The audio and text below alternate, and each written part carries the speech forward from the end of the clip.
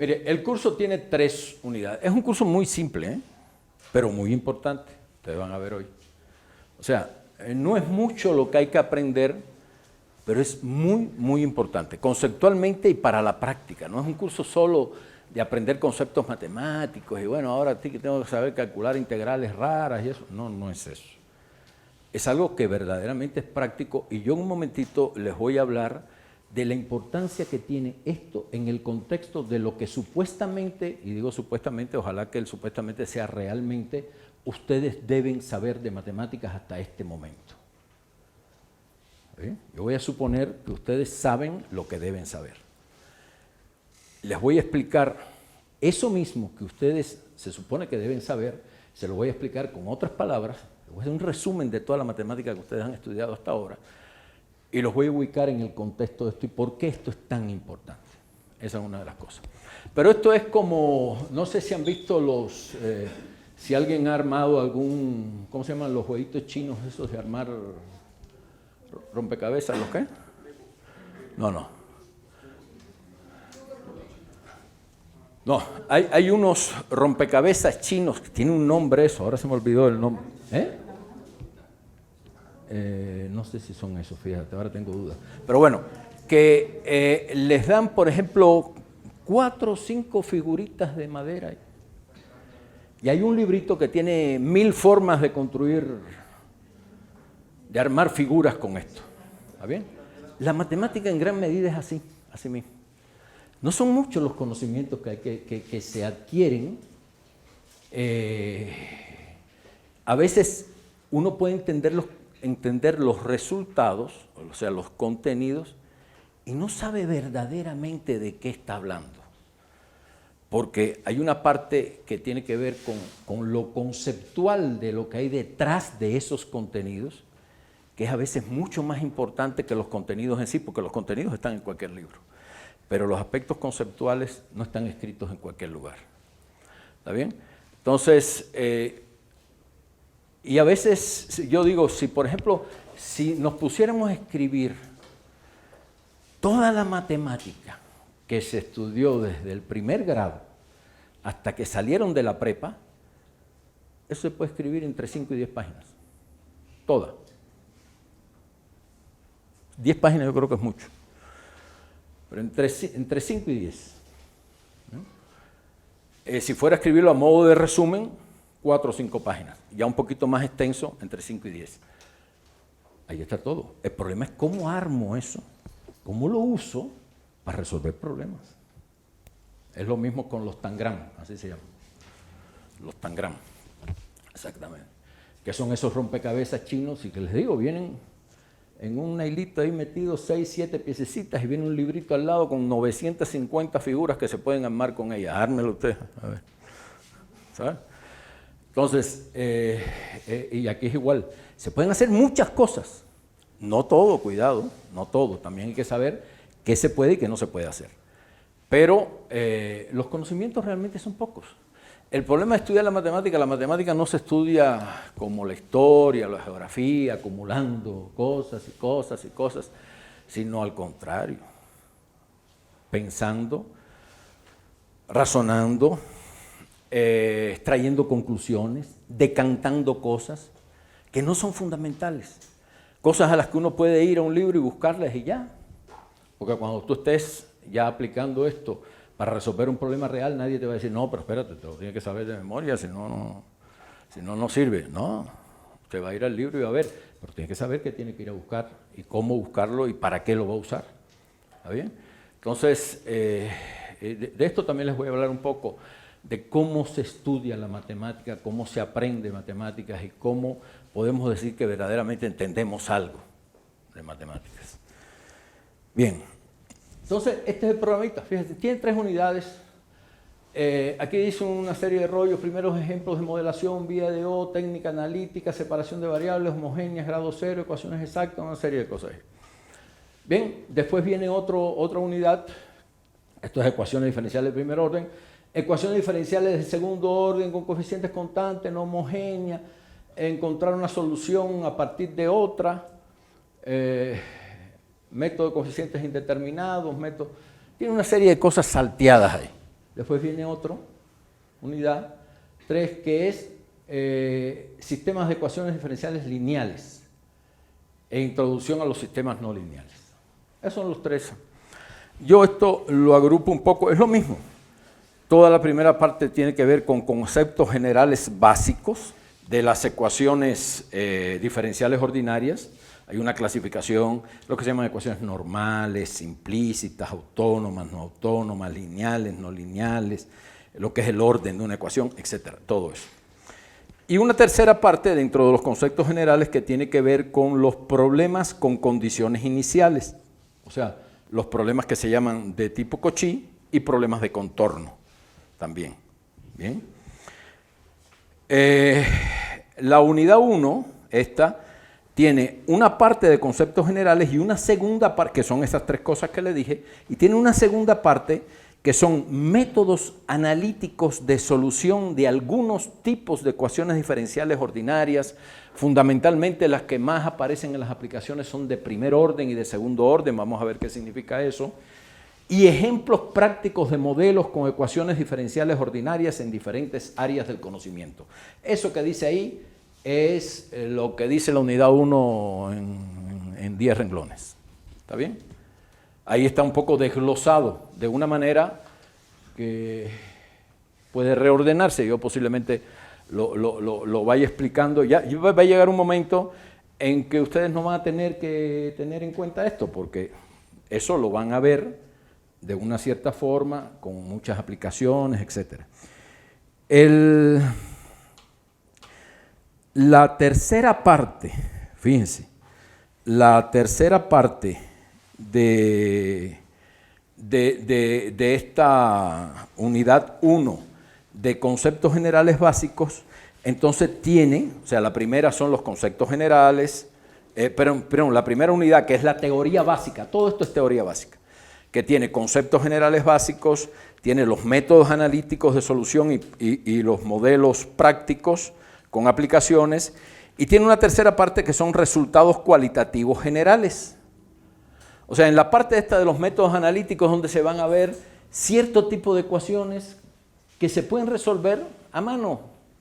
Hay métodos de cálculo para resolverlas. Y vamos a ver que esos métodos de cálculo fundamentalmente lo que involucran un poquito de ingeniosidad para reducir las ecuaciones a los planteamientos teóricos y después saber derivar e integrar bien. O sea, el cálculo diferencial en una variable va a ser fundamental para esto. ¿Bien? Y un poquito en 2 variables, pero fundamentalmente en una variable. Va a ser fundamental para los métodos de integración. Después vienen los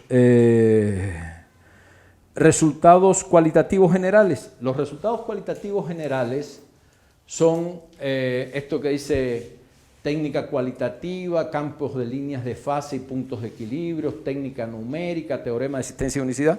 Yo los puse aquí. Primero, teorema de existencia y unicidad, eso es lo primero que hay que ver, no lo último. Estudio de puntos de equilibrio y su estabilidad, eso es otra cosa, y diagramas de fase. Y en tercer lugar, aproximaciones numéricas de las soluciones. ¿Cómo se aproximan numéricamente a las soluciones? Los métodos fundamentales que hay, discretización, Runge-Kutta, ese tipo de cosas. Los modelos discretos, cómo aparecen modelos discretos. Las ecuaciones diferenciales son modelos continuos, vamos a ver eso porque se les llama así, de fenómenos que fundamentalmente evolucionan en el tiempo y van cambiando con el tiempo.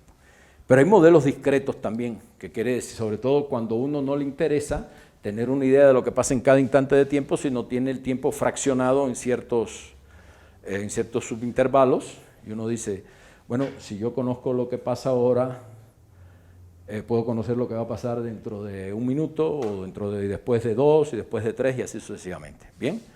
Entonces, hay modelos directamente que relacionan lo que pasa en un instante con lo que pasa en el instante siguiente, o lo que pasó en 2 o 3 instantes pasados con lo que va a pasar en el instante siguiente. Y esos son modelos discretos. En el curso no hay nada de eso, pero como hay tanta gente en el curso de actuaría Y como muchos de los modelos de actuaría que tienen que ver con ecuaciones dinámicas, tienen que ver con modelos discretos, yo voy a hablar un poquito de eso, un poquitito, nada más. Precisamente ahí en ese tema donde se hable de la cálculo numérico de soluciones de ecuaciones diferenciales. Después viene una unidad 2, y la unidad 2 es ecuaciones diferenciales lineales, con coeficientes constantes y no constantes.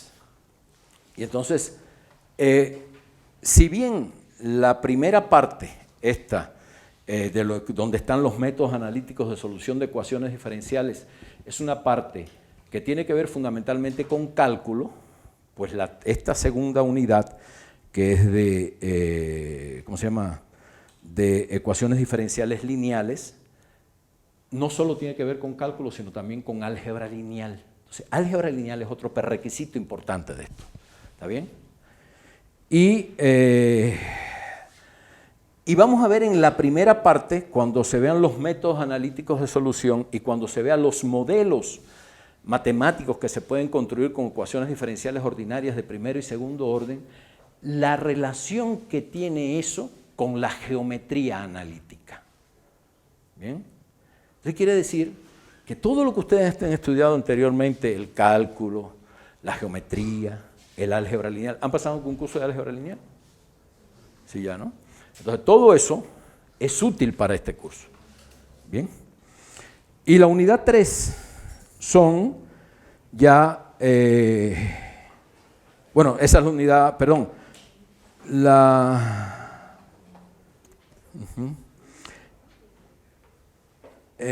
sí, es que yo agrupé la unidad 2 y la 3. Porque las dos, la unidad 2, que tiene que ver con ecuaciones lineales con coeficientes constantes y de los sistemas de ecuaciones lineales con coeficientes constantes, es prácticamente lo mismo. Es un tema muy similar. Entonces, realmente tenemos dos grandes partes del curso, toda esta primera parte de la teoría básica y la gran segunda parte, que aquí son las unidades 2 y 3, tiene que ver con ecuaciones y sistemas de ecuaciones lineales. ¿Está claro? Eso, y así voy a impartir el curso. Bien, entonces, ¿qué hora es? Es 11:10 y esto termina a las 12. A las 12. Bueno, miren, yo quería hoy hablarles un poco recordarles más bien algunas cosas básicas que ya ustedes conocen. Lo que quiero es ubicar este curso en el contexto de todo lo que ustedes conocen hasta el momento. En la siguiente clase voy a explicar qué es la modelación matemática, con ejemplos muy concretos, muy concretos. No quiere decir que son los únicos ejemplos que vamos a ver en el curso, pero voy a desarrollar sobre todo un ejemplo que tiene que ver con reacciones químicas, con un problema de contaminación ambiental o con contaminación en líquidos, en fluidos, cosas de este tipo, que va a ser muy ilustrativo de todo lo que se tiene en cuenta cuando uno hace un modelo matemático de alguna situación. Y voy a explicar qué cosa es un modelo matemático y qué importancia tiene. Bien, entonces hoy voy a ver primero todo lo previo a esto. Miren, en primer lugar, ¿cómo han ido estudiando ustedes la matemática a lo largo de toda su vida? Hay dos nociones intuitivas en todos los seres humanos que dan lugar a que se cree una ciencia que es la matemática. Esas dos nociones intuitivas son, primero, la noción de cantidad. Cantidad no es número, cantidad es esto. Aquí hay mucha gente. Si hubieran 3 o 4 nada más, hay pocos. O sea, la noción de cantidad es esa, hay muchos o hay pocos. Y la otra es la noción de forma espacial. Si te veo que estás gordito, estás flaquito, ¿está claro? Eso es lo otro. Hay una tercera cosa con la que nosotros de alguna manera nacemos. Además, nosotros nacemos, todos los seres humanos nacen con esas dos cualidades de detectar la noción intuitiva de cantidad y la noción intuitiva de forma espacial. Desde que acaba de nacer, ya cuando empieza a ver el niño, ya detecta las nociones de cantidad y de forma espacial. A la madre la detecta primero por la forma, después por los olores, sobre todo por el olor de la leche materna y por la adicción a la leche materna. Pero la detecta primero por la forma, se da cuenta si es flaquita, si es gordita y la ve llegar y sabe si es o no. ¿Está bien? Y la noción de cantidad también, se han hecho experimentos con niños en que les ponen 2 pelotitas aquí y un bulto de pelota del otro lado y el niño va para el otro lado. Y ahí es donde se fija, porque detecta la cantidad. ¿Bien? Y la matemática lo que ha hecho es formalizar, eso es lo que hace la matemática. La matemática se basa en 2 principios fundamentales: abstracción y generalización. Y la abstracción de la noción de cantidad se refleja en la matemática a través de la noción de número. Y la noción de número ha dado lugar a la primera teoría matemática, que es la aritmética, que es la ciencia de los números y las operaciones con ellos. ¿Se dan cuenta cómo todo está relacionado? No es así de gratis que vamos a estudiar aritmética. Igual que la noción de forma espacial está asociado con una abstracción matemática, que es la noción de forma geométrica. Y la forma geométrica es el contenido de estudio de la geometría, que es la otra ciencia que surgió de manera muy natural como matemática, precisamente porque así somos. ¿Está bien? Fíjense que lo tercero que surge, el álgebra, es una cosa ya abstracta, ya es una abstracción.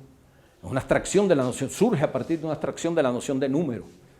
Pero la tercera cosa, esto no tiene que ver exactamente con el curso, pero sí es importante que lo sepan, la tercera cosa que un niño empieza a percibir a partir de un cierto momento, pero mucho más tarde de lo que percibe la cantidad y la forma, es el color.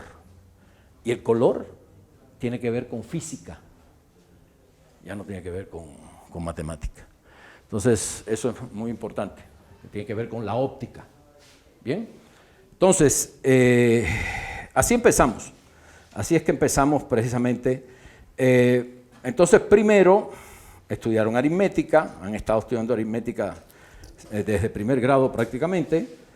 Se estudian los números, las relaciones entre ellos, las operaciones con ellos, la suma, la resta, la multiplicación, cierto tipo de divisiones de entre enteros positivos. Y todo esto se hace primero con enteros positivos, con los números que sirven para contar y para ordenar, porque es muy intuitivo ahí todo. Sumar es agregar, restar es quitar, sustraer, multiplicar es repetir la misma cantidad un cierto número de veces, y dividir es repartir en partes iguales. Esa es la idea intuitiva. Y entonces es muy fácil empezar con esas ideas intuitivas, y los problemas empiezan cuando ya uno dice, bueno, 8 entre 2, como es dividir en partes iguales, 4 cada uno, eso el niño lo entiende, pero cuando le dicen 3 entre 5, ya le partieron las costillas ahí, porque ya no es tan intuitivo.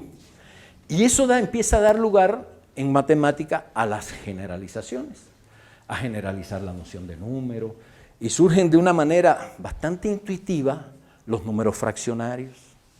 Pero después se ve que los números fraccionarios no son suficientes cuando es necesario introducir la noción de infinito y el concepto de límite.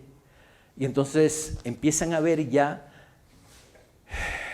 teorías matemáticas y abstracciones matemáticas que permiten continuar generalizando los campos numéricos. Y se obtiene el conjunto de los números reales. El conjunto de los números reales es un conjunto de límites. Se le agregan a todos los números naturales, positivos y negativos, y a todos los fraccionarios se le agregan límites de sucesiones de esos números. Y esos números que ya no son ni naturales ni racionales, que son límites, que no son propiamente números naturales ni racionales, se le llaman números irracionales. Y así se completa todo el conjunto de los números reales, y precisamente, y eso da la posibilidad de desarrollar sobre el conjunto de los números reales muchas cosas. En primer lugar, da la oportunidad de generalizar los campos numéricos a campos en varias dimensiones. Y surgen las ideas del álgebra, de la geometría, extendidas a varias dimensiones, todo eso empieza a surgir. Y se tiene además una definición muy importante, que es la definición de límite, que si tuviéramos nada más los números racionales, la definición de límite quedaría muy sin sentido, porque, por ejemplo, hay sucesiones de números racionales que se sabe que cada vez la distancia entre números sucesivos de la sucesión se va haciendo más pequeña, más pequeña, más pequeña. Y si estuviéramos solo en el campo de los números racionales, no tendrían límite. Por eso es que hay que extender el campo de los números racionales a los números irracionales para que tenga sentido la noción de límite. Y la noción de límite es muy importante porque a través de la noción de límite se hace algo fundamental. Uno de los logros principales de la matemática fue precisamente la abstracción de la noción de cantidad a través de la noción de número. Después, a partir de ahí, la noción de vectores, ¿bien? Todo eso. Pero un paso fundamental en el desarrollo de la matemática y las aplicaciones fue la introducción de la noción de función, el concepto de función. Porque las funciones son los entes matemáticos que permiten describir la variación de una magnitud que depende de otra cuando esa otra varía también. ¿Está claro? Entonces una función es una variable dependiente que depende de una cierta variable o una o varias variables independientes, y entonces la función nos permite definir eso. Y por lo tanto, el concepto de función fue una primera herramienta fundamental para poder describir procesos que varían en el tiempo o que dependen de ciertas variables y que varían en dependencia de la variación de esas variables. O sea, el concepto de función no es solo una cosa de la teoría de conjuntos para complicar la matemática, sino tiene un sentido práctico muy importante. Bueno, fíjense, los números, por un lado, dan lugar a los conjuntos numéricos, y los conjuntos numéricos se generalizan y dan lugar a lo que se llama el álgebra lineal. ¿Bien?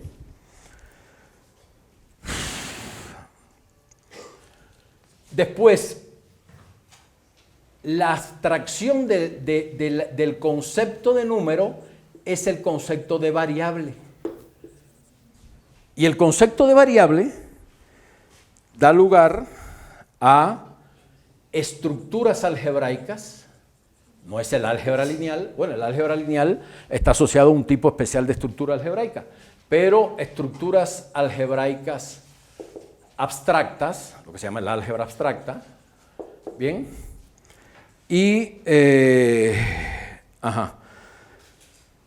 y por otro lado, las funciones que dependen de variables dan lugar, en primer lugar, una de las primeras cosas que se estudia son las funciones numéricas, y las funciones numéricas dan lugar al cálculo diferencial integral. ¿Bien? Dan lugar al cálculo diferencial integral. Y si queremos ir un poquito más allá, los conjuntos de funciones con propiedades específicas, por ejemplo, los conjuntos de las funciones continuas, de las funciones derivables, todo ese tipo de cosas sobre un intervalo, etcétera, dan lugar, el estudio de los conjuntos, el estudio de los conjuntos de funciones con propiedades específicas, dan lugar a una cosa que se llama, y que en algún momento ustedes verán algo de eso, dan lugar a algo que se llama análisis funcional. Y entonces aquí hay muchas cosas que están relacionadas. Por otro lado está ¿cómo se llama? Las figuras geométricas que dan lugar a la geometría, y resulta que hay una interacción muy grande entre geometría y cálculo. De hecho, muchos de los desarrollos que se hacen en el cálculo están motivados por los conceptos de la geometría. El concepto de tangente a una curva, el concepto de área de una curva, el concepto de longitud de un segmento, ese tipo de cosas que se estudian en la geometría, son uno de los estímulos fundamentales del desarrollo del cálculo. No el único, pero son un estímulo fundamental del desarrollo del cálculo. El cálculo, de alguna manera, permite dar una geometría mucho más general que la que da la geometría clásica, la geometría euclidiana o la geometría analítica, precisamente porque tiene el concepto de derivada. Porque la geometría analítica se basa en la descripción de las figuras geométricas muy básicas a través del concepto de la noción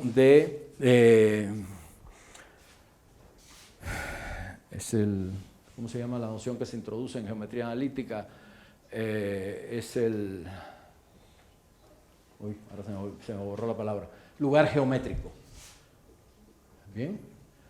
O sea, la geometría analítica puede describir figuras muy simples y entonces conceptos de rectas, planos, circunferencias, esferas, elipses, parábolas y todos los que se derivan de ellos, porque el único concepto que tiene para definir estas cosas es el concepto de lugar geométrico. Una circunferencia es el lugar geométrico de todos los puntos que se encuentran a una distancia fija R de un punto fijo llamado centro.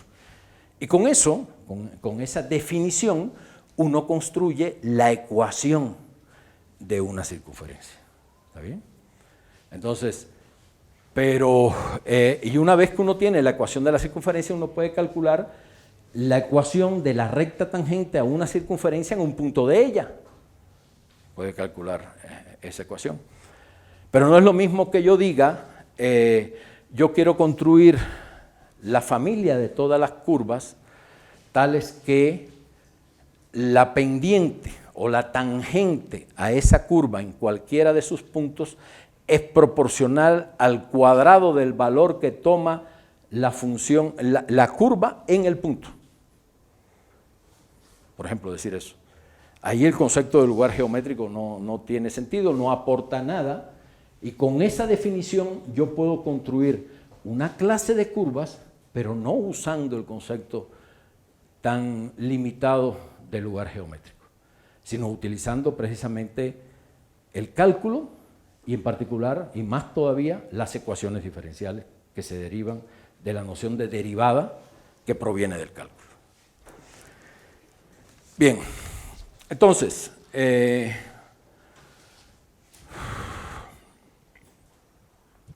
pero bien, por un lado, la matemática es esto, es este desarrollo que parte de la realidad, y a partir de la realidad se hacen abstracciones, y a partir de las abstracciones, mediante un mecanismo interno de desarrollo de la matemática como ciencia, se desarrollan teorías y se hacen generalizaciones, ese tipo de cosas. Eso es uno de los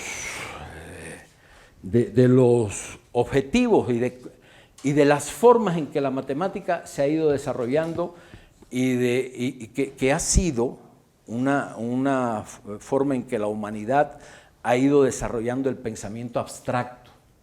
Eso es una cosa muy importante, pero no es lo único. La matemática tiene otra serie de implicaciones importantes. Una segunda implicación importantísima, esto digamos es una primera, esto es, digamos, ¿qué es la matemática, no? ¿Qué es la matemática? Una ha sido esto, pero hay otra muy importante que tiene que ver con el desarrollo del pensamiento lógico, inductivo, deductivo y la capacidad de abstracción y generalización. El desarrollo del pensamiento lógico, inductivo que explicar cada uno de estos términos, no me voy a meter con detalle en esto ahora. Deductivo, bien, y de las capacidades de abstracción y generalización. Esto es lo que se llama, todo esto es lo que se llama pensamiento lógico matemático.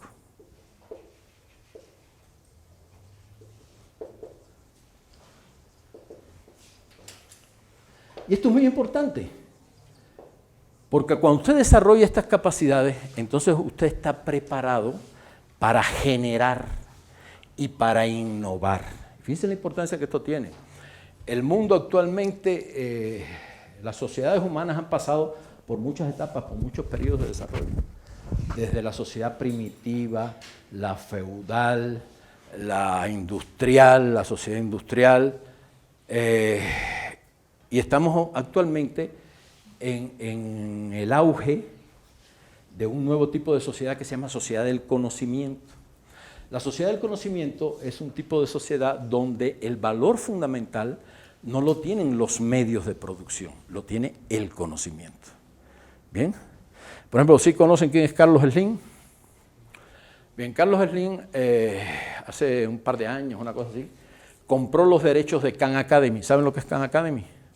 No estudiaron ustedes nunca por Khan Academy cuando estudiaban en la primaria y eso. Bueno, Khan Academy es todo un sistema de cursos en línea de todas las ramas del conocimiento, en particular de matemáticas.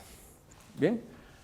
Y entonces, pero estaba muy mal hecho. El Khan es el apellido de un hindú que fue el que comenzó a hacer eso, que por cierto comenzó a hacerlo, empezó a escribir en internet cómo se resuelve tal cosa, cómo se hace tal otra, cursitos así, para mandárselo a sus primos, porque él era muy bueno en matemáticas y los primos no, y entonces los ponía en internet para que los primos los pudieran ver desde otros lugares donde estaban, en Estados Unidos, en tal más cual. Y resultó que eso empezó a ser atractivo, mucha gente lo empezó a usar y el tipo hizo un negocio con eso. Y entonces ya empezaron a bajar ahí cursos de todo tipo. Pero muchos de los cursos estaban mal escritos, estaban escritos así como les digo, que no me entreguen las tareas, que uno a mano daba el curso y el otro era por presentaciones, entonces no había ninguna uniformidad. Y entonces lo que hizo Slim fue que compró los derechos y contrató a una bola de gente para que todo eso lo tradujeran al español y lo presentaran de una forma correcta. Además lo hizo con gente, quienes hacen las presentaciones son tipos que tienen voz así de presentadores de radio, que eso es una de las cosas malas que tiene. O sea, todavía no hay un orden muy bueno en los cursos, pero ya está muchísimo mejor que antes. Y lo importante de esto es que él invirtió para hacer eso la poca cantidad de 4.800 millones de pesos. Y la gente le preguntaron una vez, oye, pero ¿te sobra tanto el dinero? Bueno, 4.800 millones de pesos para él no es mucho, pero de todas maneras es algo. Y entonces, como para tirarlo así nada más, que para que la gente en línea, para que de forma gratuita la gente tenga acceso. Dice, sí, porque los programas de los cursos en México y en casi toda América Latina, en la educación básica y media superior, o sea, en la educación obligatoria, son muy malos. Si esto puede apoyar a que verdaderamente haya gente que desarrolle otras habilidades, otras capacidades, es suficiente. Porque con 2 o 3 muchachos que de verdad aprovechen esto y sean gente que desarrolle esas habilidades al máximo y sean capaces de proponer, generar innovaciones importantes, ya se recupera los 4.800 millones. Con 2 o 3 nada más. Efectivamente, tú tienes una empresa de telefonía celular y los celulares ahora cuestan 500 pesos y entonces después le ponen una app que la generó algún chinito loco por ahí y que la app hace cualquier cosa, pero que a la gente le gusta. Algo que a lo mejor no sirve absolutamente para nada, pero a la gente le gusta. Y ya con eso, en lugar de costar 500 pesos, cuesta 1.000. Y si vendes un millón, pues tienes 500 millones de pesos más. ¿Está claro? De esa forma es que lo importante es el conocimiento, lo que se paga es el conocimiento. No es o sea, uno ahora que diga, apareció otro Henry Ford y va a abrir otra fábrica de autos, lo último. No tiene sentido, hoy en día ya eso no tiene sentido. Ya lo que se generan cosas nuevas y se hacen con la tecnología que se va a ir desarrollando y con la tecnología que se tiene. Pero el objetivo fundamental no está en el crear las grandes industrias y las grandes cosas. ¿Está bien? Entonces, para hacer eso, hay que estar preparado para innovar y para crear.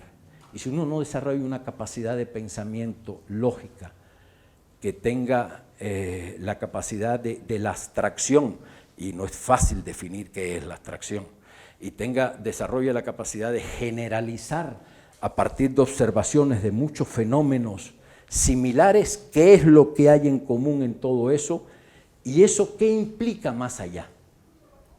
Si uno desarrolla eso, uno no puede ni innovar ni crear, lo que puede es repetir. ¿Está claro? Y para eso hace falta desarrollar esto, que la matemática, no solo la matemática, pero la matemática juega un papel fundamental. Y la tercera cosa, importantísima, y se supone que ya ustedes han desarrollado, que ya conocen bastante bien esto, y que han desarrollado bastante esa forma de pensar lógico-matemática. Pero hay una tercera aplicación importantísima de la matemática, y la tercera aplicación es la modelación matemática. Este es el tercer, esto es algo que tiene muchísima importancia, porque fíjense, todo el desarrollo científico fundamentalmente se ha basado en dos grandes formas de actuar: observar, experimentar para sacar conclusiones. Eso es lo que hacen todas las ciencias. Entonces, eso es lo que hacen los físicos, eso es lo que hacen los químicos, eso es lo que hacen los biólogos, eso es los especialistas ambientales, todo eso. Lo que hacen es eso: observar qué pasa y hacer experimentos. Para hacer experimentos hay que desarrollar cierta capacidad de abstracción, porque uno tiene que ser capaz de extrapolar el fenómeno de la vida real fundamentalmente a condiciones de laboratorio. Hoy en día los experimentos no se hacen en la naturaleza, se hacen en laboratorios. Entonces hay que extrapolar las condiciones de un laboratorio para poder hacer... y cuando uno quiere que los experimentos no sean muy costosos, uno tiene que reducir más las cosas, verdaderamente ser capaz de entender la médula del fenómeno para reproducirlo en laboratorio. Porque, por ejemplo, cuando se creó ¿saben lo que era el Challenger y el Buran, que es el equivalente ruso del Challenger? Es el avión ese que despega y se va y sale de la atmósfera. Para hacer las pruebas de esos aviones, se hicieron grandes túneles de viento. Hay muy poquitos en el mundo, creo que 2, 3. Y los túneles de viento son cosas gigantescas donde metían el avión completo. Y se reproducía con ventiladores especiales ahí lo que puede ocurrir en una tormenta a 35.000 pies de altura. O a 50.000, o lo que puede reproducirse cuando está cerca de salir de la atmósfera terrestre.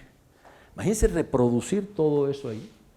¿Cuál es el efecto sobre la estructura del avión del viento? Porque bueno, está el avión quietecito, pero si tú pones el viento a correr a 1.200 kilómetros por hora, es como si el avión estuviera pasando por el aire a 1.200 kilómetros por hora, lo mismo. Entonces, pero un túnel de viento de eso cuesta casi más que un avión de esos, ¿verdad? Entonces, pues las cosas se pueden hacer de manera mucho más sencilla, porque los modelos matemáticos que uno puede construir son de una naturaleza muy diversa, pero lo que ustedes van a ver ahora, el curso este que trata sobre ecuaciones diferenciales, las ecuaciones diferenciales son la herramienta ideal para describir modelos de situaciones reales, modelos dinámicos, de cosas que varían en el tiempo o que varían también en el espacio. O sea que lo que ocurre aquí no es lo mismo que lo que ocurre allá. Entonces, las ecuaciones diferenciales son fundamentales para eso. ¿Y por qué? Porque una de las cosas importantes que ha hecho la matemática es traducir las leyes físicas de conservación a ecuaciones. Traducir muchos conceptos importantes de la física, por ejemplo, el concepto de velocidad. La velocidad es la derivada del espacio recorrido con respecto al tiempo. Es un concepto matemático. Por eso surge también, por las aplicaciones que tiene, porque la matemática se convierte en un lenguaje para expresar el mundo de la física. Y entonces, por eso es que todas las leyes físicas de conservación, que lo que hacen es que permiten establecer balances entre magnitudes, y esas balances se convierten en igualdades, pues esas igualdades, cuando los términos que aparecen en esas relaciones se expresan en términos de funciones, de derivadas de funciones, se convierten en ecuaciones diferenciales.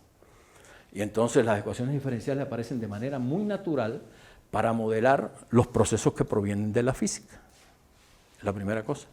Entonces, fundamentalmente, porque hay leyes de conservación. Fundamentalmente, leyes de conservación de masa y energía. Que en esencia lo que quieren decir, la materia ni se crea ni se destruye, solo se transforma. ¿Está claro? Solo se transforma.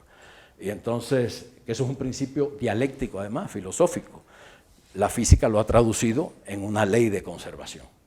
Y la matemática, esas leyes de conservación, las usa para escribir modelos matemáticos usando ecuaciones diferenciales que representan situaciones físicas donde se ponen de manifiesto esas leyes de conservación.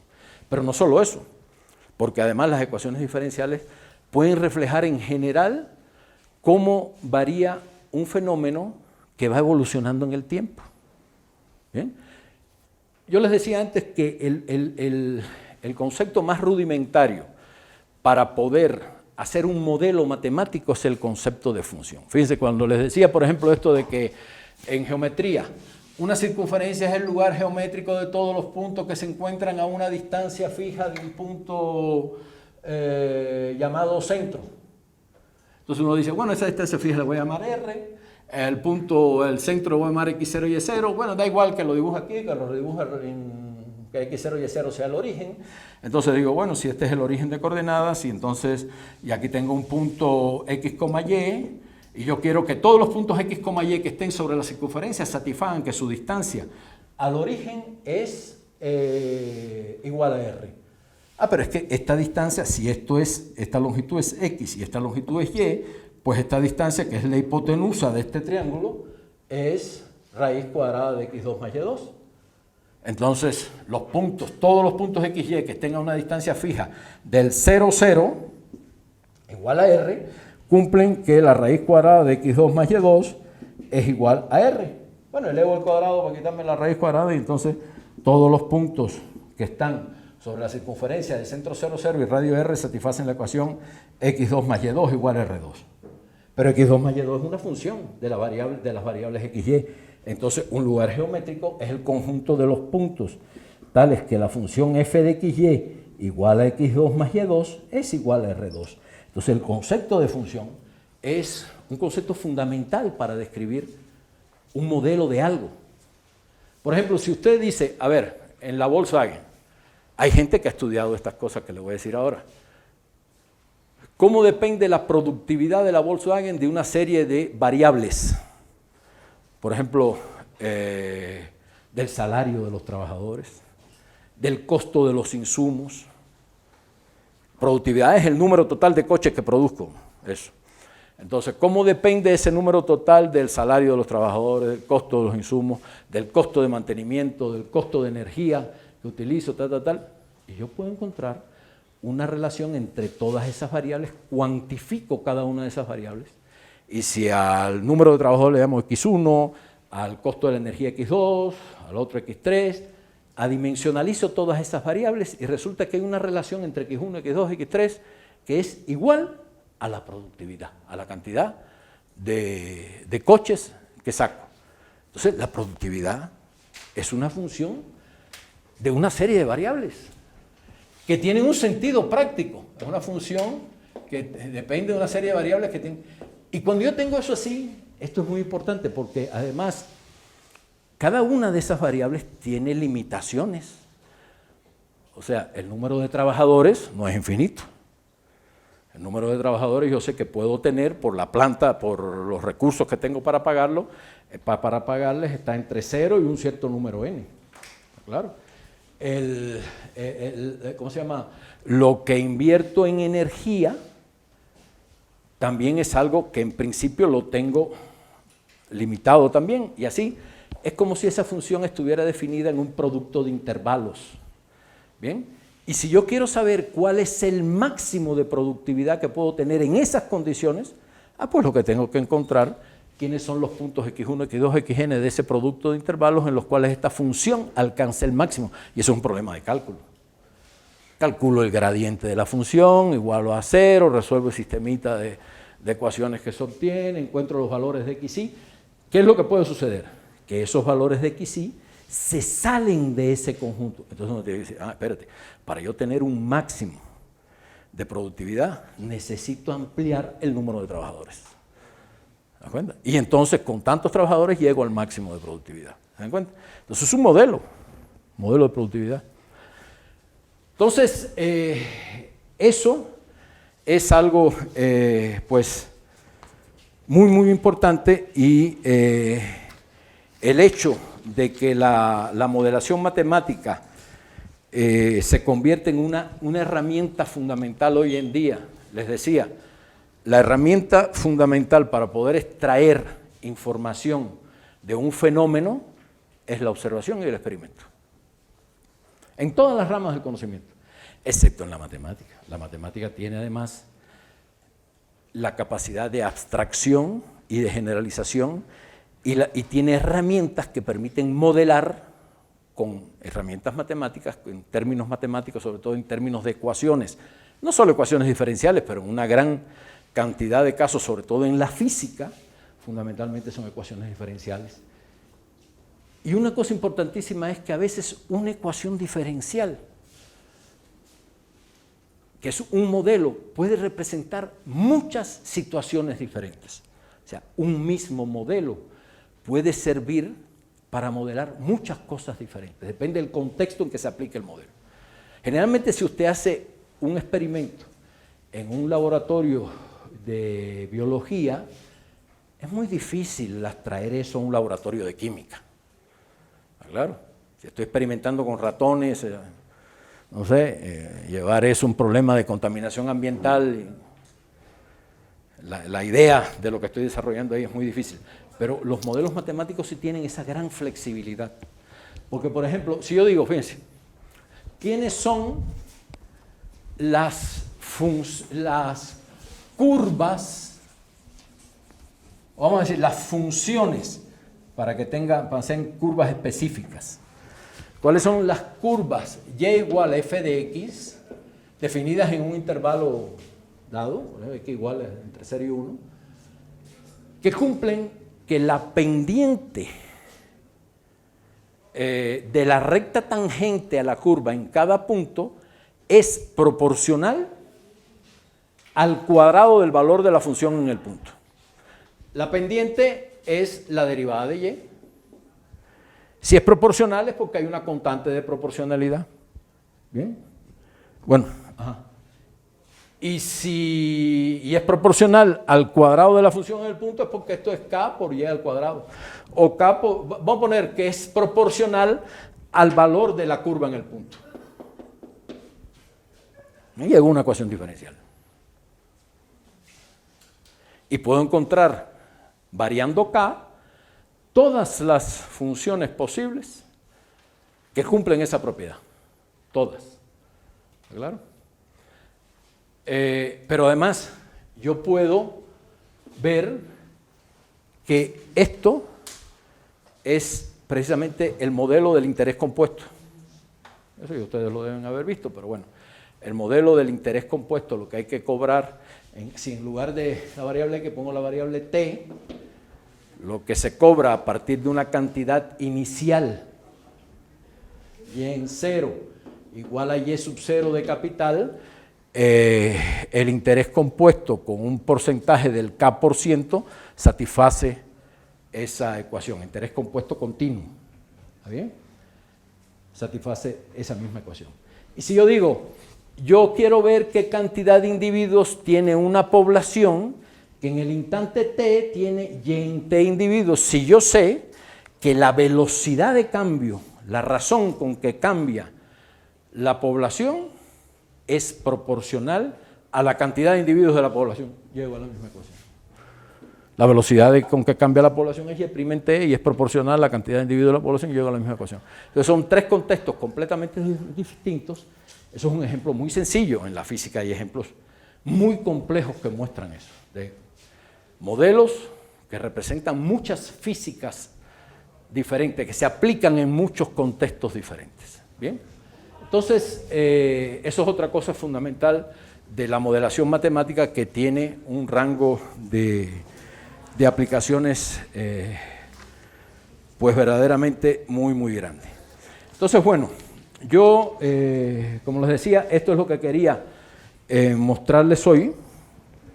Qué cosa era lo que ustedes habían visto, para qué sirve la matemática y qué es un poquito qué es la modelación matemática. Y en la clase siguiente ya yo voy a meterme en un problema específico de modelación, donde voy a ver todas las características que hay que tener en cuenta cuando uno hace un modelo de una situación real. Todo en ese ejemplo. Y entonces eso nos va a servir porque ustedes no solo van a hacer ejercicios de calcúlame la solución de esta ecuación diferencial y eso, no. Ustedes, yo quiero que aprendan a modelar situaciones prácticas con ecuaciones diferenciales, cada uno en su contexto, físico, actuario y otra serie de aplicaciones para los matemáticos, que dicho sea de paso, hay muy pocos matemáticos acá, ojalá hubiera muchos más, porque yo creo que a quien les hace mucha falta ver este tipo de cursos es a los matemáticos. Pues los matemáticos piensan que hacer matemática es escribir un teorema que nadie entienda. Eres mejor matemático mientras más complicado sea el teorema. Mientras más digan, este tipo sabe, una barbaridad. Mentira. La mayoría de la gente que hace eso, en primer lugar la mayoría, no todos, hay gente que sí sabe por qué se necesitan los desarrollos matemáticos fuertes, porque los están pensando para resolver algún problema práctico generalmente. Los trabajos muy importantes de los matemáticos ilustres en el mundo, por ejemplo en Estados Unidos o en Japón, cuando uno ve abajo dice un trabajo súper abstracto, y uno ve abajo, dice, soportado por la General Electric. Y uno dice, ¿qué tiene que ver la General Electric con la teoría rara esta? Pero es que esa teoría la desarrolló para resolver un problema que le importaba a General Electric. ¿Claro? El problema lo resolvieron después los ingenieros y todo, pero el tipo desarrolló todo el contexto matemático que hacía falta para desarrollar eso. Y eso hay que entenderlo. La matemática, ustedes terminan una carrera, cualquiera de ustedes, terminan una carrera, en la carrera que están estudiando, ya sea actuaría, matemática, pero sobre todo matemática. Y no tienen una visión verdaderamente de hacia dónde van a encauzar eso, van a necesitar seguir estudiando matemáticas, van a necesitar seguir haciendo desarrollos matemáticos, pero no es solo eso, hay que relacionarse con algún área de aplicación. Entonces, a mí me gustaría mucho que ustedes vieran, puedes poner la página de CENMAC ahí a ver si sale. Aquí en la facultad, nosotros tenemos, es lo último que quiero decirle, los físicos son un buen ejemplo de eso. Los físicos tratan de aplicar las cosas a su contexto. La diferencia entre los buenos físicos y los buenos matemáticos, quiere decir, los buenos físicos que entienden la matemática y los buenos matemáticos que entienden la física, es que a veces el matemático se cree que puede hacer cosas, pero no tiene todo el conocimiento físico. Y el físico se cree que puede despreciar cosas y simplificarlas más que lo que verdaderamente se puede, y por eso se cometen muchísimos errores graves, que se publican. Como nadie los aplica, pues entonces no hay problema. Miren, esta es la página de este centro que se llama Centro Multidisciplinario de Modelación Matemática y Computacional, que tiene 13 investigadores, 20 y tantos estudiantes de doctorado, Hay toda una serie de áreas de investigación, no sé si le puedes poner ahí. Aquí pueden ver todo, la página es esta, www.cenmac, con doble M, Centro de Modelación Matemática y Computacional. Y aquí tienen las áreas de investigación. Aquí no hay ningún área que sea matemática pura en tal cosa, pero se hacen desarrollos en matemática muy serios. Pero las líneas de investigación son epidemiología y ecología, electrocardiología y sistema cardiovascular, electroencefalografía y el sistema nervioso central, y PIFMA, que PIFMA son las siglas de una cosa que se llama Programa Integral de Formación de Maestros. Porque una de las cosas que hay que procurar con gente como ustedes es que sea capaz de transmitir conocimiento de lo que aprenden a nivel de licenciatura, pero bien. Cuando un matemático, le voy a decir, no, para no decir nada de los físicos, un matemático recién egresado va a dar clases en una prepa, es un desastre, generalmente. Porque va con las ínfulas de que cree que, como ella sabe un poco de cálculo, ya. Y entonces hay que hacer las cosas muy teóricas para que la gente entienda. Entonces, una persona así no es capaz de transmitir conocimiento a un ingeniero, a un biólogo, a un químico. No puede. No puede porque no es capaz de ubicarse en eso, porque no se ha entrenado en eso. Y eso requiere un entrenamiento. Eso es algo que no se estudia.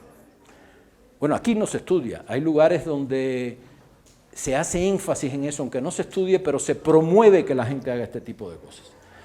Y el PIFMA es un programa, se llama Programa Integral de Formación de Maestros, que está dirigido a cómo hay que capacitar a los maestros de matemáticas, de ciencias, de los niveles de enseñanza básica, media superior y superior, sobre todo en el área de ingeniería, para que sean capaces de verdad de transmitir el conocimiento como hace falta, de generar habilidades de pensamiento lógico matemático en sus estudiantes y que los estudiantes sean capaces verdaderamente de generar, de crear y de innovar. ¿Está bien?